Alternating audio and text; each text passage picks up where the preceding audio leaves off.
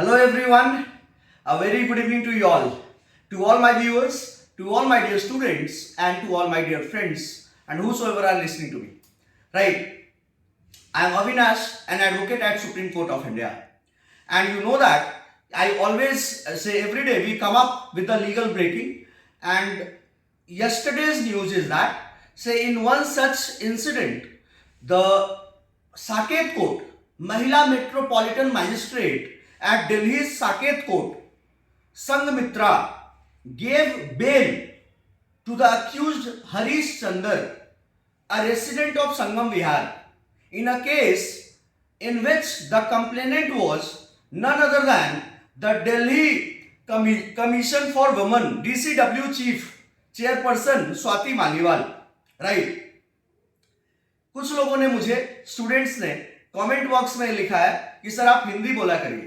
Right, तो अभी जो मैंने इंग्लिश में बोला है मैं बाइलिंगुअल करके हिंदी में समझाता हूं, और अब मैं कोशिश यही करूंगा कि मैं हिंदी में ज्यादा बोलूं और जहां पे अंग्रेजी की जरूरत हो वहीं पे मैं इंग्लिश में बोलूं.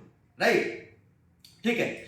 तो ये बात मैं आपको बताने जा रहा हूं कि केस हुआ 19 जनवरी को.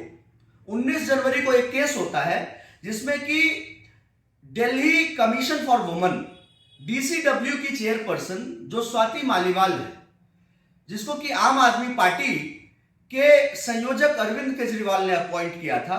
She is always in the news for whatsoever reasons and you must have heard about her.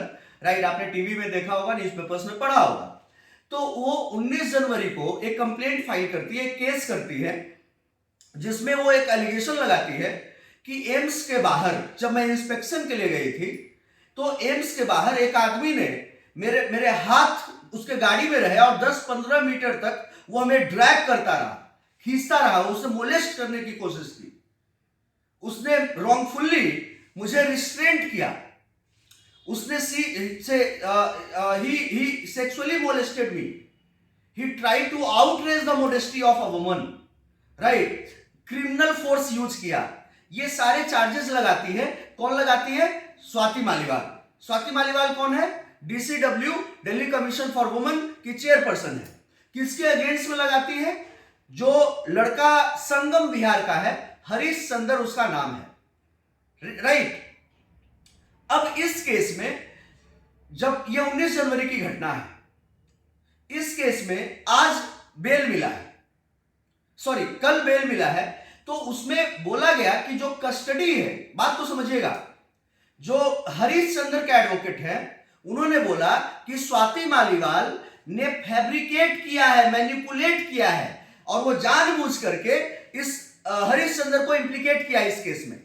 वो खुद से कैमरा लेकर के आई थी और उसने खुद बोला कि मुझे मतलब कि कार में बैठा लो, और वो खुद रिकॉर्ड करने लगी.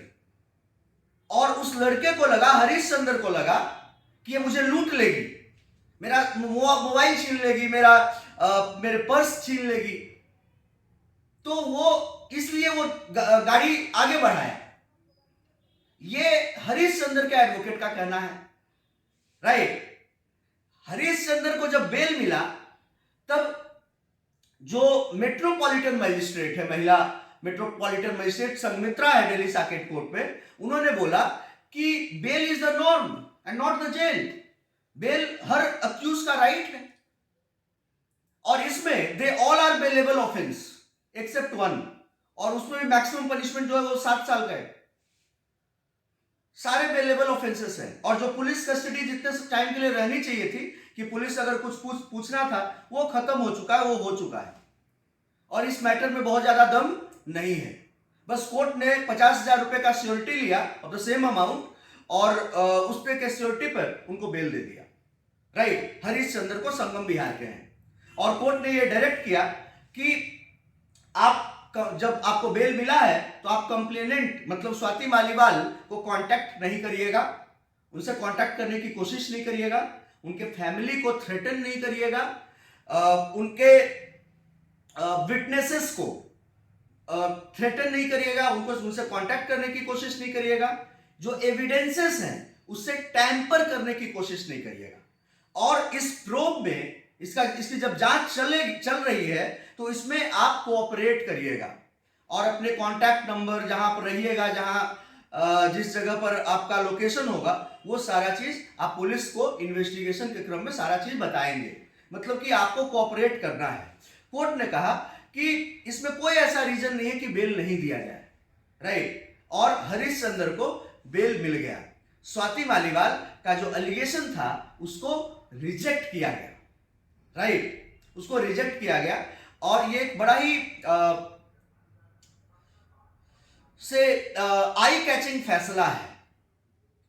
आप खुद ही सोचिए, एम्स के बाहर जहां पर बहुत भीड़ होती है, वहां पर डीसीडब्ल्यू की चीफ जा रही है और उनको गाड़ी से 10-15 मीटर तक कोई खींच दिया, हाथ पकड़ करके ड्रैग कर दिया। और जब वो इंस्पेक्शन के राउंड पर थी तो it is something very difficult to digest, right. Anyways, बाकी आप समझिए, मेरा काम है आपको बताना कि क्या फैक्ट्स थे, क्या क्या हुआ था और कोर्ट ने क्या क्या बोला, एडवोकेट के आर्गुमेंट्स क्या क्या थे, right. Thank you for watching me. Stay tuned to our YouTube channel for all the legal relevant updates coming from all the courts of India. Thank you everyone. Jai Hind.